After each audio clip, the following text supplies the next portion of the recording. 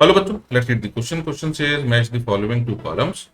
Column one में है isobaric expansion, isochoric cooling, adiabatic expansion and isothermal expansion.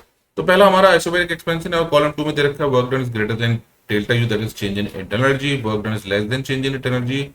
Heat supplied is equal to internal energy, change in internal energy and Q is less than change in internal energy.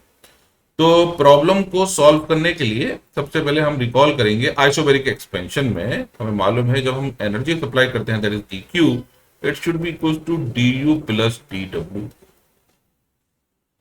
अब यहां पर हम देख सकते हैं अगर एक्सपेंशन हो रहा है तो डेल्टा यू भी पॉजिटिव होगा और वर्क भी कुछ होगा।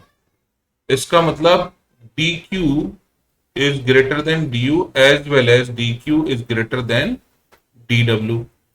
अब ऐसी कोई भी इक्वेशन हमें यहाँ नहीं दे रखी जिसमें ये D Q is greater than D you या डी डब्ल्यू है, तो ये तो हमारा कोई भी ऑप्शन मैच नहीं कर रहा। अब हम कंपेयर करेंगे D you and D W को। हम जानते हैं कि गामा की जो वैल्यू होती है that is equal to CP upon CV, और सीपी को अगर हम लेंगे it is concern with d Q and CV is concern with d you.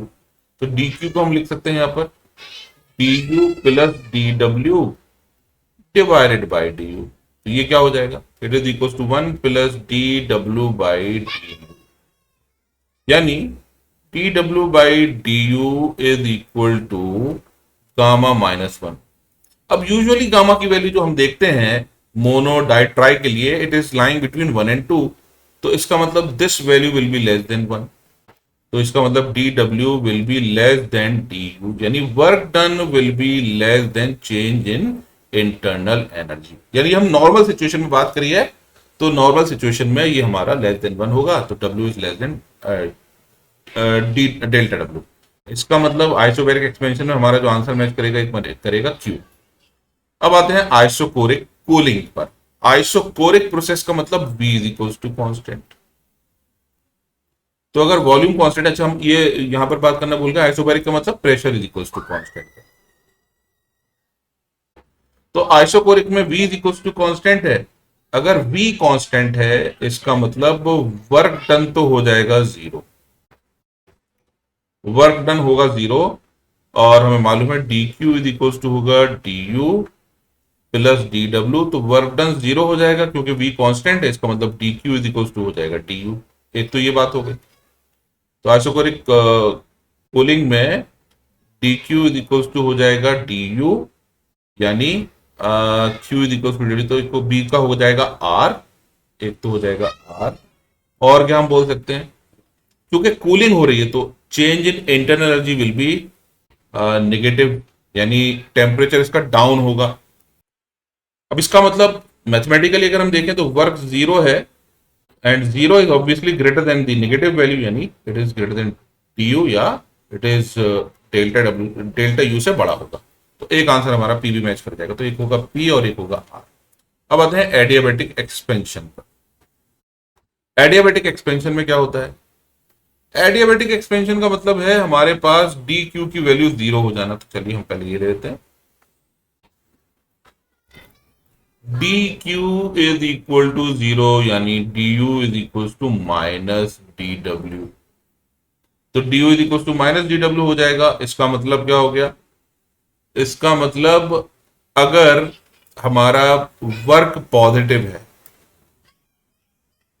Work positive है, तो यहां पर क्या करें, एडियाबैटिक एक्सपेंशन, एक्सपेंशन में यानी इंटरनल एनर्जी डाउन होगी तो वर्क हमारा पॉजिटिव हो जाएगा, यानी एक्सपेंशन हो रहा है तो work will be positive and change in internal energy will be negative, क्योंकि टेम्परेचर डाउन होगा एक्सपेंशन में।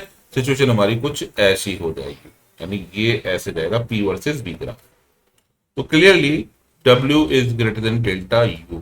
और कोई मैच करेगा, और कोई भी ऑप्शन मैच नहीं करेगा क्योंकि d Q is equal to zero है, तो ऑब्वियसली आंसर सिर्फ मैच करेगा इसमें P।